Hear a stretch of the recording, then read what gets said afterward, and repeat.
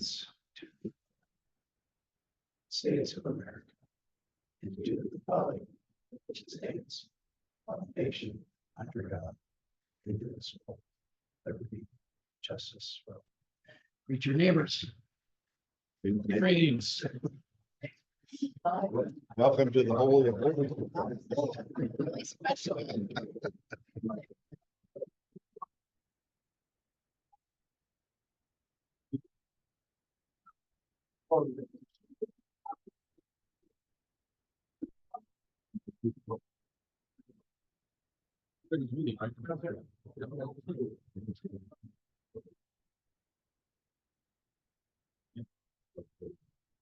Doug Dershel will offer today's reflection. Martin Luther King Jr.'s favorite hymn was Precious Lord, so I'm sure you don't want to hear me sing it, but I will read to you a couple verses of it. Precious Lord, take my hand, lead me on, let me stand. I am tired, I am weak, I am worn.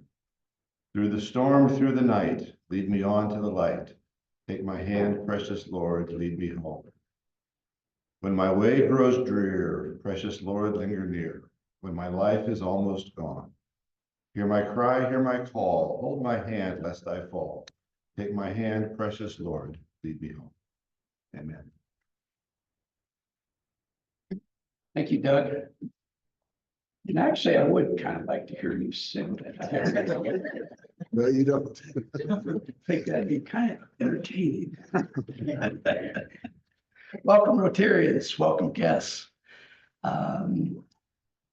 Today's Rotary member highlight.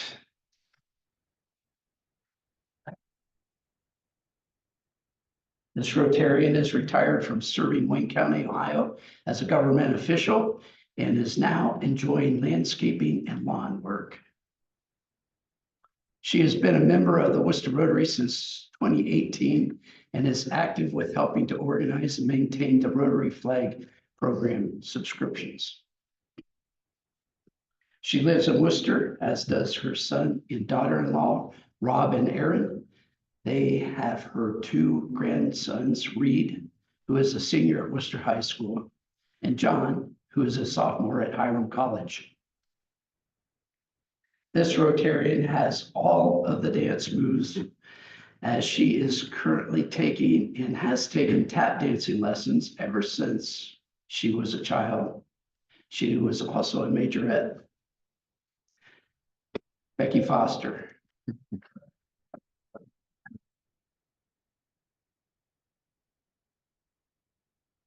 Okay, some of the things going on. Oh, in honor of the big football game tonight, Ohio State is there, and being the bipartisan club that Rotary is, we also have honorable mention to Notre Dame there down in the corner in case you didn't see it.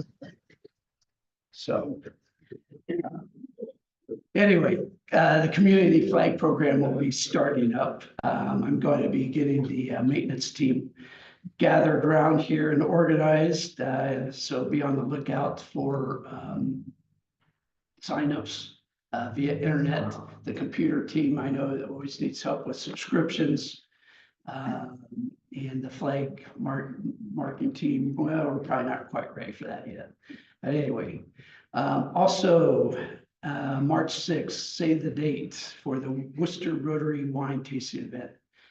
As you all know, this event has become a fundraiser for our club. So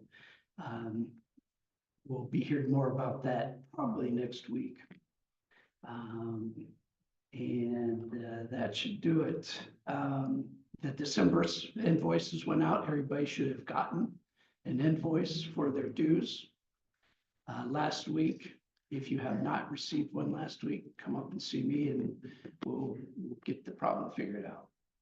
So with that, I will turn it over to Donna Connolly, our newest secretary for the week. Lynn will be back next week, but anyway, for her report.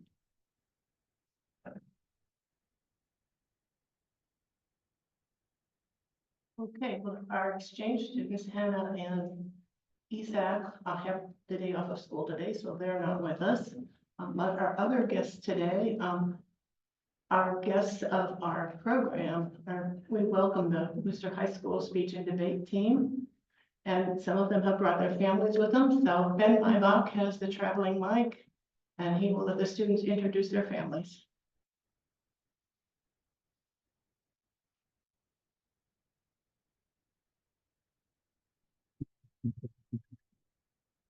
Hello, I'm Aaron Vandergrift. I'm a junior at Wooster High School. I've been on the speech and debate team for 2 years. With me today is my stepdad.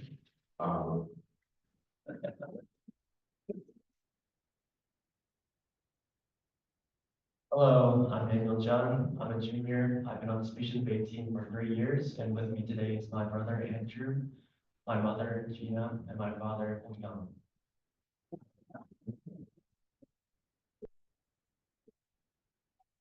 I'm John. I'm a freshman at Wooster High School, my first year, speech and debate. With me today is Andrew, my little brother, my mom, Gina, and my dad.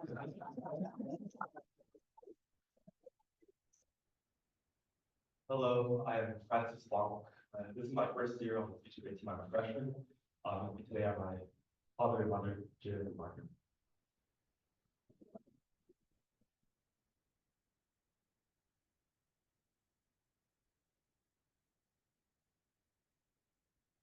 Okay. And again, welcome guests. I hope you know that you're always invited back to any future Rotary meeting. Always welcome. Let's see, at this point, I will turn it over to Doug Druschel, who will be hosting our speakers today. Thank you, President Tom. And otherwise excellent school system, one of the crown or the jewels in the crown of our school system is the Wooster High School Speech and Debate Program. I'll let introducer here brag a little bit more about it, but it truly is an impressive and outstanding program. Typically, we have with us Holly Custer, who's the overall boss of the whole program. She wasn't feeling well, so she asked one of her colleagues to come. So we have with us today to introduce the students, Dr. Joseph Smith, who is the policy debate coach for the last 5 years at Wooster High School. He's been involved in policy debate since his time at St. Edward's High School in Cleveland and college at John Carroll University. He also has a master's degree from the University of New Haven and a doctorate in business administration from Franklin University. He serves now at Franklin University as the director of the Community College Alliance, and he resides, though, in Apple Creek and works remotely from there. So without further ado, welcome Dr. Joseph Smith, who will then in turn introduce the students.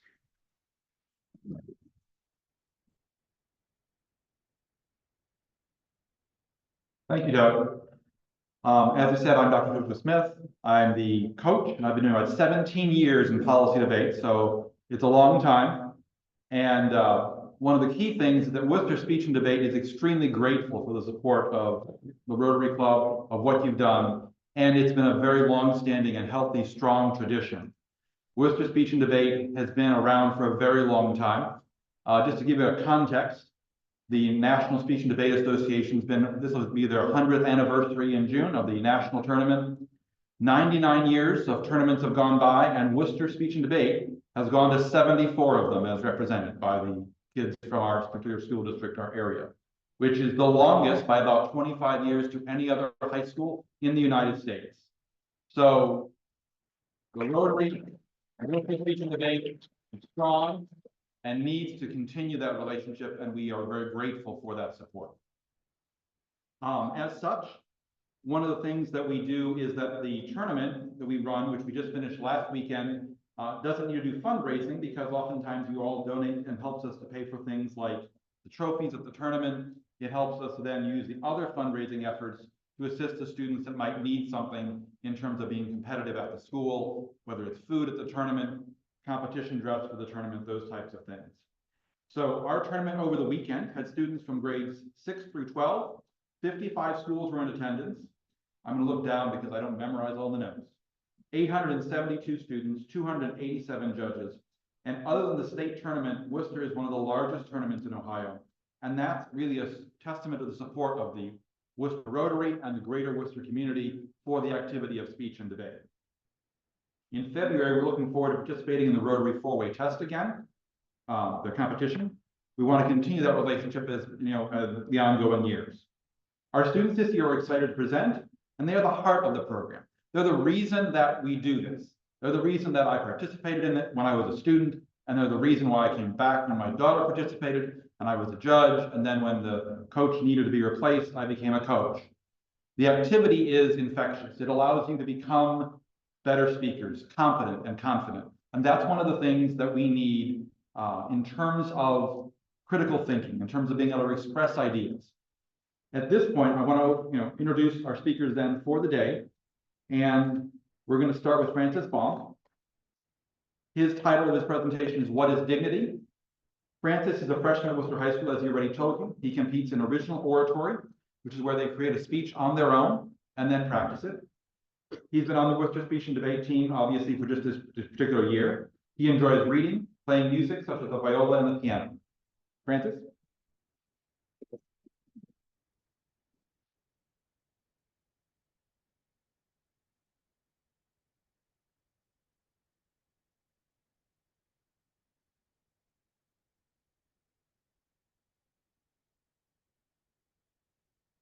On December 10th, 1964, Martin Luther King Jr. gave his acceptance address for the Nobel Peace Prize. MLK accepted the prize, but at the same time raised awareness of the injustices that were continuing in America. In the days prior to giving his address, a series of protests had been unfolding in the South. These protests were not met with peace, but instead police brutality. In Birmingham, Alabama, young African Americans were met with fire hoses and canines. In Philadelphia, Mississippi, African Americans who simply wanted the equal right to vote were brutalized and murdered by the KKK. MLK noted that it was premature to receive such an award for peace while violence was still going on in America. Yet, he also described the ongoing protests as a path leading to dignity. Even though these protesters were met with such hate, they did not lose dignity. But in the words of MLK, we're finding a new sense of dignity and opening a new era of progress and hope for all Americans. MLK often referred to the dignity of people in the civil rights movement. But what did he mean? What was the dignity that MLK talked about? To find the answer, today I'll lead you through three main points. First, what dignity is. Next, how dignity can be achieved. And finally, why it's important. To better understand what dignity is, it's important that we briefly learn about its history. Up until the 1850s, the term dignity was usually used to refer to only people in the upper classes. By the 1960s, however, dignity referred to a person's character rather than their status. Immanuel Kant, a German philosopher during the Enlightenment, was one of the first people who used dignity with this new meaning. He believed that every human is inherently deserving of dignity and respect. Ironically, however, Kant was extremely racist and didn't see people who weren't white as people at all.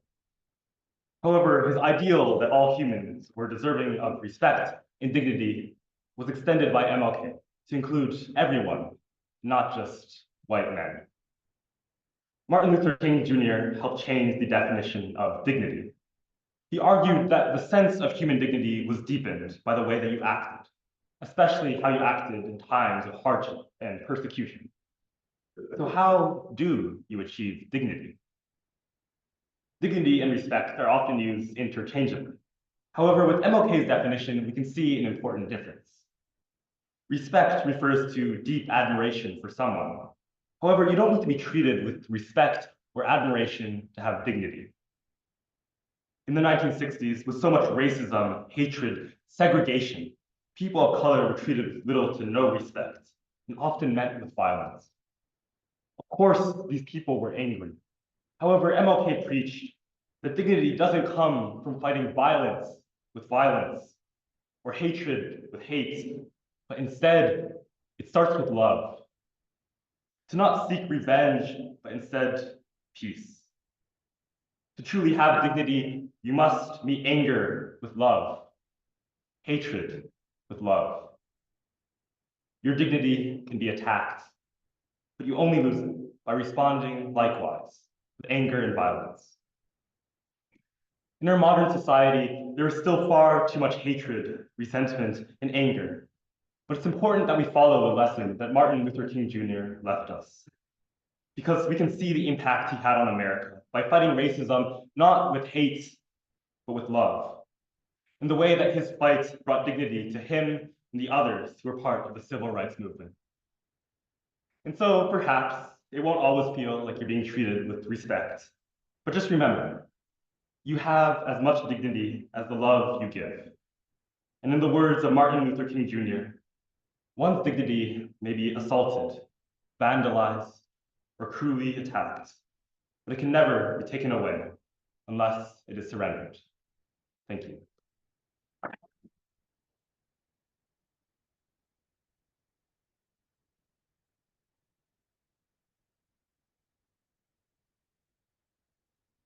Our next speaker is Claire Jeon, and she's going to be presenting Fighting to Breathe. It's about the activist Claudette Colvin. Claire is a freshman at Wooster High School, participates in original oratory as well, and she likes to draw and play the cello. Claire?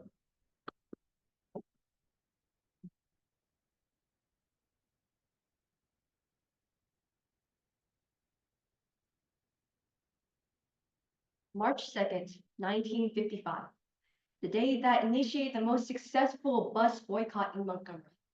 The day that 15-year-old Claudette Colvin refused to move seats on the bus. Claudette Colvin and her friends take a segregated bus to go home after a day at school. As the drive continues, the white section of the bus slowly fills, leaving a white woman without a seat. The bus driver orders Claudette and her 3 friends to give their seats to the women. However, Claudette sat firmly in her seat, refusing to move. Her refusal eventually led to 2 police officers dragging her out of the bus and arresting her. Claudette was charged with misconduct, resisting arrest, and violating segregation laws. Afterward, her case caught the attention of people in the Montgomery community, specifically the Montgomery NAACP. However, instead of using Claudette as a symbol of the bus boycott, Rosa Parks' case was used, even though Claudette's arrest happened 9 months prior.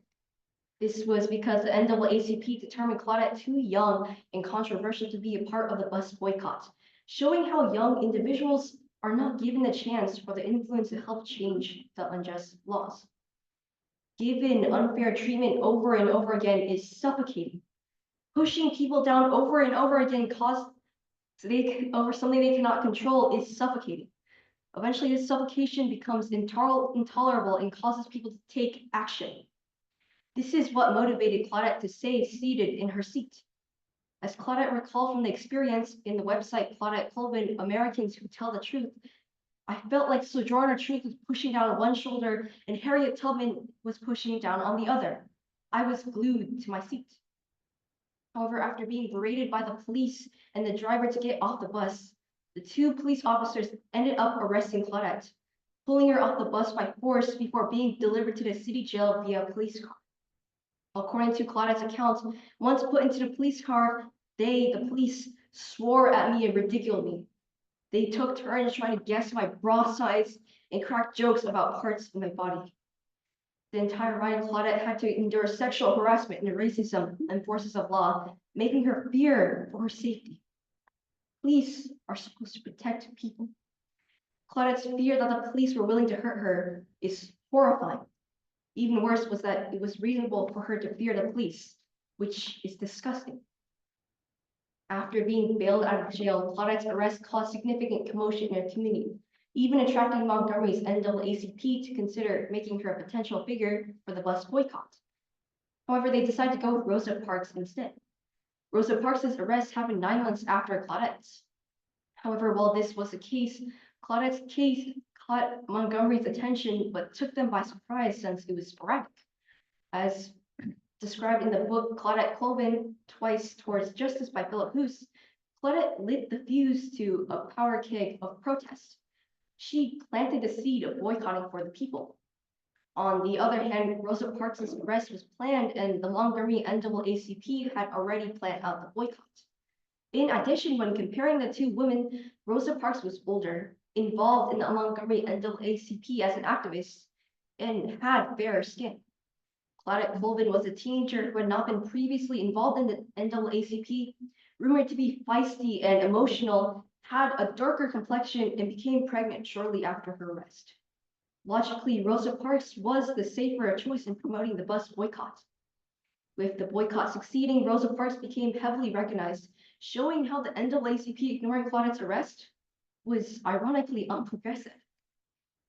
Claudette Colvin made a significant contribution to getting rid of oppression in America.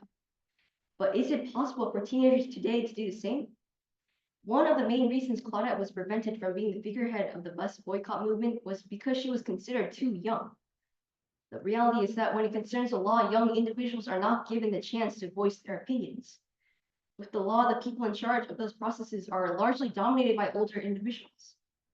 However, teenagers today can attempt to impact unjust conditions.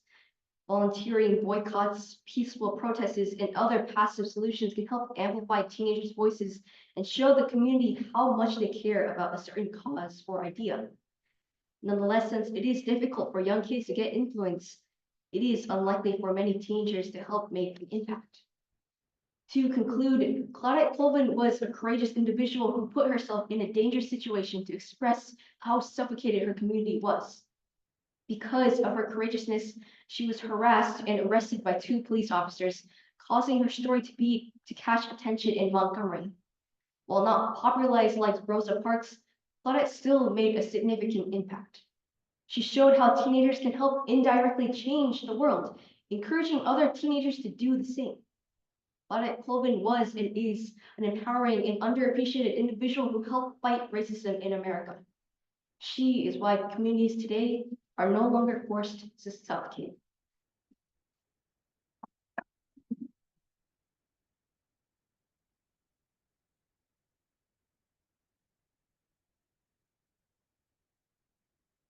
Next is Daniel. His presentation is on conflicts on opinion, how we compromise and handle conflict and thought in a much more destructive way today.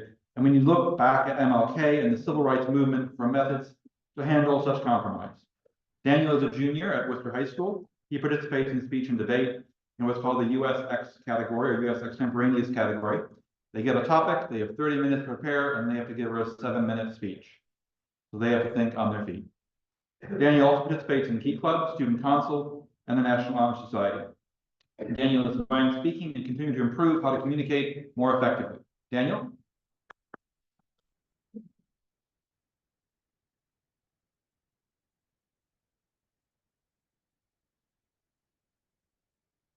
Hello. Okay. Today, January 20th, is MLK Day, which we celebrate who Martin Luther King Jr. was, but also what he represented as an activist movement. But we often forget that not only do we celebrate the history of it, but also we have to celebrate what he brought to the table when it comes to values and virtues.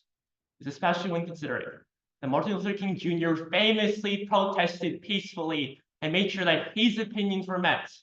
We also, in a modern day society, often forget that conflicting opinions don't mean disaster. So we have to look back at Martin Luther King Jr. Day and look at how he protested to see how opinions conflicting can be met with just compromise. Now, for every opinion that conflicts, there's 2 sides of the argument. The one who asks to be listened and the one who has to listen. And currently we have 2 different problems. First, the ones who's asking to be listened. First off, we have to see this from Martin Luther King Jr. With PBS News, in an article championing his peaceful protest, not only did Martin Luther King Jr. peacefully protest his arguments of a better society of equality, regardless of what you look like, but he also made sure to understand that you can never ask for an ultimatum from another side. No matter what your opinion is on a subject matter, you absolutely have to understand. And the ultimatum shuts down the argument of yourself and doesn't ask for change, but asks for egregious aggression. Therefore, Moving forward, when asking for something or asking for someone to listen, we have to reflect. Just like a peaceful protest, that we cannot give an ultimatum, but rather subject others to your opinion and let them leave it at that. Now to the listener, because we have to understand that those who listened to Martin Luther King Jr. at his time were not very good listeners. The Pew Research Center would explain just a couple years ago that MLK Jr.'s perception as a positive figure only increased after his assassination, after his work, meaning that a majority of those, even though we have ears, didn't really use them. And it seems in society today that's still relevant. A majority of us don't listen, but rather just wait for us to speak. In order to just actually have compromise or an actual just way of continuing, not only do we have to actually use our ears, but actually listen effectively. Martin Luther King Jr. proposed his opinions that were unanimous amongst his community. But we cannot adjust towards change unless we actually open our ears and listen towards others. So, to close this off, we open up with Martin Luther King Jr.'s quote, that a genuine leader is not one that searches for consensus, but rather molds consensus, meaning that we cannot force another person to agree with our opinions, but rather present our opinions to the table so that eventually we can meet a just compromise. This is in today's society in which opinions conflict every single day. Absolutely, we have to make a better environment, a better peace in which society can absolutely find a consensus in which compromise is possible and a better society is possible. Thank you.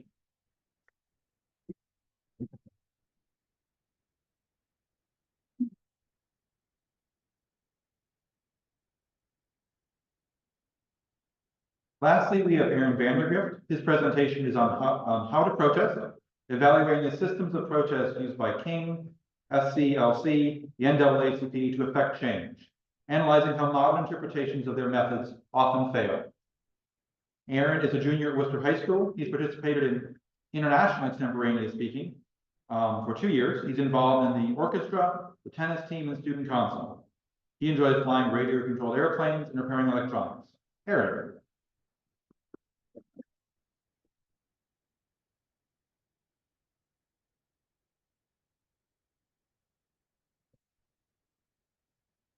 It pretty much goes without being said that MLK is the figurehead of the civil rights movement. Without his acts and accomplishments in organizing the civil rights movement, the legislation of the Civil Rights Act and Voting Rights Act would have possibly never been passed. What this speech comes down to today is how the potential for a success in protest is determined by how a group organizes and identifies the challenge of its protest, or more specifically, how a protest can be successful. This ultimately comes down to 3 main points. Firstly, King's model of nonviolent protest. Secondly, looking at modern interpretations of these systems. And finally, looking at how we can garner support for protests and impact positive change. Coming down to for our first point today, King's model of nonviolent protest. Through actions and through missions such as the Montgomery bus boycott, which King led, his arrest and his leadership in this boycott ultimately springboarded his career onto the national stage. His activism, along with his support and leadership within groups as the LCLC, the Southern Christian Leadership Conference, and his association with the NAACP, led to his actions and his organization of nonviolent marches to essentially be the major ways that protests became to be adapted to be used by the public. Very similar to how Mahatma Gandhi is famous for his actions of nonviolent protest in his sit-ins and fast protest in the British Raj. Martin Luther King, through the help of his organizations, organized large protesting groups with a focused issue. This ultimately led to the success of eventually getting legislation passed to ensure equality for all under the law. In our second point today, modern interpretations, we will be looking at two main points, two specific groups that have had both successes and failures when it comes to adapting MLK's visions and actions to the modern day. Our first example today is Just Stop Oil. You may have heard of them in the news. They are an English activism group that is somewhat infamous for vandalizing classical works of art. The main reason why this specific sample group is characterized as a failure of a modern interpretation of Martin Luther King's ideals is that they specifically fail to act on a in a fully nonviolent manner, specifically through their vandalism and disruption of the lives of people who would tend to be on the fence about these everyday issues. They tend to garner a negative public perception of themselves. Additionally to this, they are a smaller group of protesters. To protest effectively, as MLK has shared with us, that it's very crucial to have a large group of people to show unity between different walks of life, between different belief systems. It's important to stick together. Additionally to this, a focused issue is key. With the case of Just Stop Oil, vandalizing classical works of art have very little to do with any sort of effect in improving climate conditions or oil regulations internationally. Yet they do it to garner publicity. In this case, publicity for publicity's sake is useless for them in building upon their ideas and goals. However, when it comes to successful modern interpretations of King's doctrine, the Maori Hapoi in New Zealand this past year, the Maori indigenous group of New Zealand has been leading a march against a bill proposed in New Zealand Parliament. This specific bill would serve to undermine Maori land rights within the regions that they have sovereignty over. In this case, the Maori Hapoi, this march against the treaty, this march for the treaty against this bill, as reported by the BBC, when this march arrived on its final day to Wellington, New Zealand, over 40,000 protesters were gathered together for this march. Additionally to this, there were over 200,000 signatures on an online petition.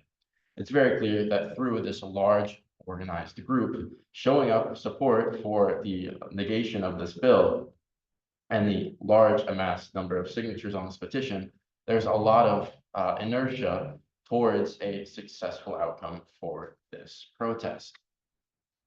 This embodies many of MLK's doctrines and is a perfect example of how to protest and how to adapt MLK's vision to the modern era. And finally, with garnering support, it's crucial to build empathy between the protesters and the greater public. As mentioned in Just Stop Oil and the Maori Hapoi situations, when one sort of alienates itself from the greater public in the defacing of long-held figures in pop culture through classical art. One, on the other hand, the successful case of the Maori indigenous people, they gathered together to show support for the negation of a bill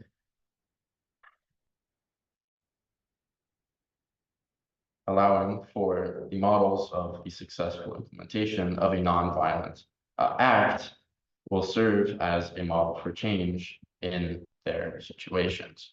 And through this adaptation of King's doctrine and King's ideas, we can see that this idea of these nonviolent acts being the keystone to enacting change within our governments, within our communities, will continue for years to come. Thank you.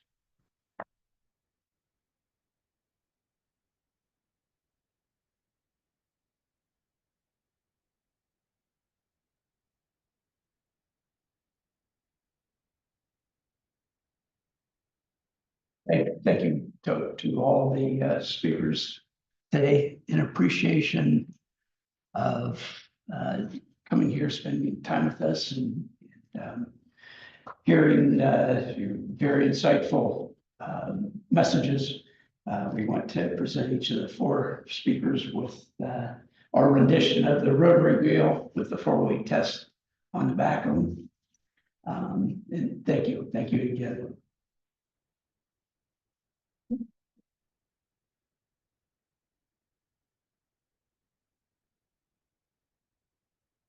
Well, first off, are there any questions that anyone has that to any of the speakers? Yes, Ben. I can just tell, yesterday or Saturday at the tournament, when I was watching people practice, everyone was practicing like 6 inches off the wall, giving their speech. Is there a strategy to that, or is that, why do people do that? It was just interesting. What's that?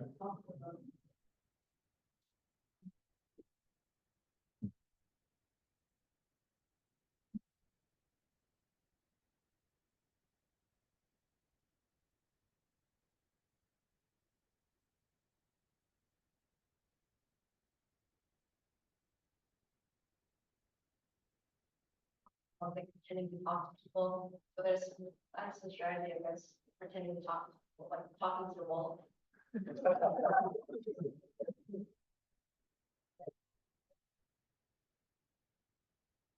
Another, especially warming up before you speak is actually really important. If you go into a round without any preparation before, then you're probably going to mess up in your first round. So a lot of speakers practice before their first round, so that they're, I guess, they warmed up the first round.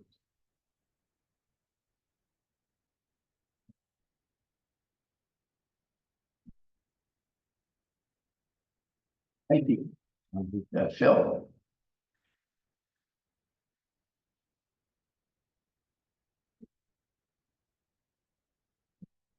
How much time do you spend in a typical week during the speech and debate season on your subject?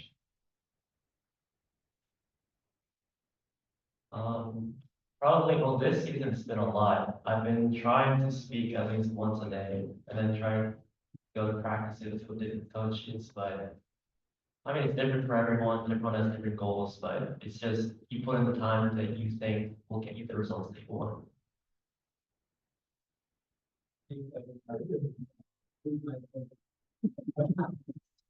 As Daniel was saying, it's definitely different on like per case. With me, I do tend to speak at practices and but I know with like with a lot of other groups, like you're trying to memorize an entire speech, you can take a few months. It's pretty consistent practice.